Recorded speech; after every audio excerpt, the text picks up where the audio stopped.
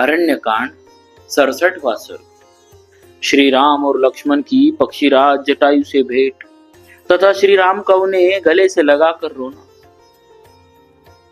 भगवान श्री रामचंद्र जी सब वस्तुओं का सार ग्रहण करने वाले अवस्था में बड़े होने पर भी उन्होंने लक्ष्मण के कहे हुए अत्यंत सारगर्भित उत्तम वचनों को सुनकर उन्हें स्वीकार किया।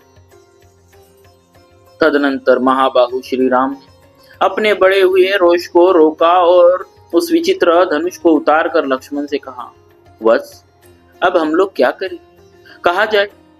लक्ष्मण, किस उपाय से हमें सीता का पता लगे, यहाँ इसका विचार करो। तब लक्ष्मण ने इस प्रकार संताप पीड़ित हुए श्री राम से कहा, भैया, आपको इस जनस्थान में ही सीता की खोज करनी चाहिए। नाना प्रकार के वृक्ष और लताओं से युक्त यह सघन वन अनेक राक्षसों से भरा हुआ है। इसमें पर्वत के ऊपर बहुत से दुर्गम स्थान, फटे हुए पत्थर और कंदराए हैं। वहां भांति भांति की भयंकर गुफाएं हैं जो नाना प्रकार के मृगगणों से भरी रहती है। यहाँ के पर्वत पर किन्नरों के आवास स्थान और गंधर्वों के भवन भी है। मेरे साथ चलकर आप उन सभी स्थानों में एकाग्र चित्त हो सीता की खोज करें। जैसे पर्वत वायु के वेग से कंपित नहीं होते, उसी प्रकार आप जैसे बुद्धिमान महात्मा नरश्रेष्ठ आपत्तियों में विचलित नहीं होते। उनके ऐसा कहने पर लक्ष्मण सहित श्री रामचंद्र जी रोषपूर्वक अपने धनुष पर क्षूर नामक भयंकर बाण चढ़ाए वह सारे वन में विचरण करने लगे। थोड़ी ही दूर आगे जाने पर उन्हें पर्वत शिखर के समान विशाल शरीर वाले पक्षीराज महाबाग जटायु जी दिखाई पड़े, जो खून से लथपथ हो पृथ्वी पर पड़े थे।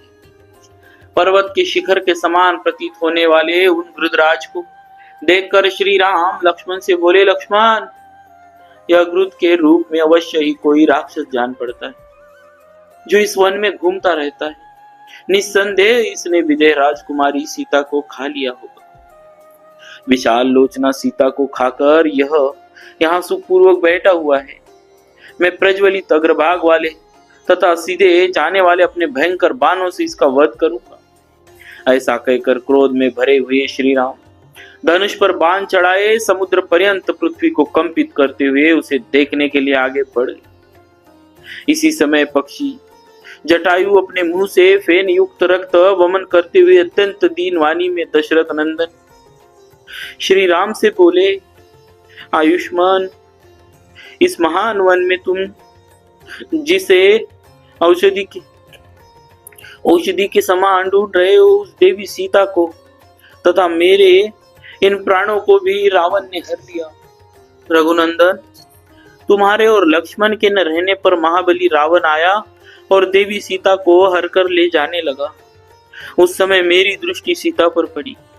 प्रभु, जो ही मेरी दृष्टि पड़ी मैं सीता की सहायता के लिए दौड़ पड़ा। रावण के साथ मेरा युद्ध हुआ।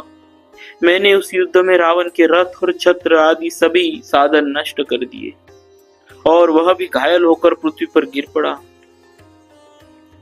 श्री राम, यह रहा उसका टूटा हुआ धनुष, यह है उसके खंडित हुए बाण और यह है उसके युद्धोपयोगी रथ जो युद्ध में मेरे द्वारा तोड़ डाला गया।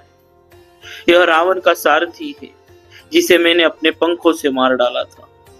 जब मैं युद्ध करते करते थक गया तब रावण ने तलवार से मेरे दोनों पंख काट डाले और वह विदेह कुमारी सीता को लेकर आकाश में उड़ गया। मैं उस राक्षस के हाथ से पहले ही मार डाला गया हूं। अब तुम मुझे न मारो। सीता से संबंध रखने वाली यह प्रिय वार्ता सुनकर श्री रामचंद्र जी ने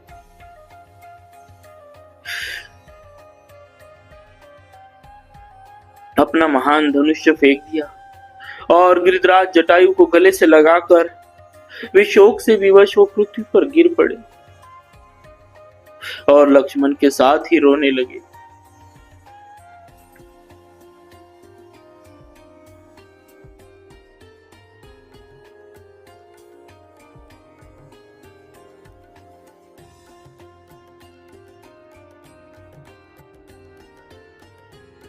अत्यंत धीर होने पर भी श्री राम ने उस समय दूने दुख का अनुभव किया।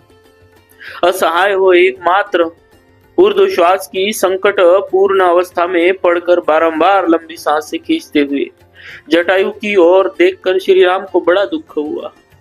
उन्होंने सुमित्रा कुमार लक्ष्मण से कहा, लक्ष्मण, मेरा राज्य छीन गया, मुझे वनवास मिला, पिताजी की मृत्यु हुई, सीता का अपहरण हुआ और ये मेरे परम सहायक पक्षीराज भी मर गए। ऐसा जो मेरा यह दुर्भाग्य है, यह तो अग्नि को भी जलाकर भस्म कर सकता है। यदि आज मैं भरे हुए महासागर को तैरने लगूं तो मेरे दुर्भाग्य की आग से वह सरिताओं का स्वामी समुद्र भी निश्चय ही सूख जाएगा। इस चराचर जगत में मुझसे बढ़कर भाग्यहीन दूसरा कोई नहीं। जिस अभाग्य के कारण मुझे इस विपत्ति के बड़े भारी जाल में फंसना पड़ा है। ये महाबली गिरिराज जटायु मेरे पिताजी के मित्र थे, किंतु आज मेरे दुर्भाग्यवश मारे जाकर इस समय पृथ्वी पर पड़े हैं।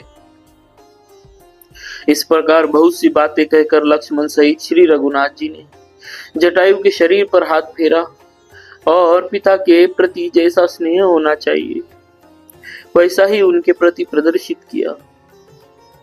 पंख कट जाने के कारण गिरिराज जटायु लहूलुहान हो रहे थे। उसी अवस्था में उन्हें गले से लगाकर श्री रघुनाथ जी ने पूछा, तात, मेरी प्राणों के समान प्रिया मिथिलेश कुमारी सीता कहाँ चली गई? इतनी ही बात मुंह से निकाल कर वे पृथ्वी पर गिर पड़े। इस प्रकार श्री वाल्मीकि निर्मित आर्ष रामायण आदि काव्य के अरण्य कांड में 67वां सर्ग पूरा हुआ। बोलिए श्री सीताराम जी महाराज की जय। भक्तवत्सल भगवान की जय।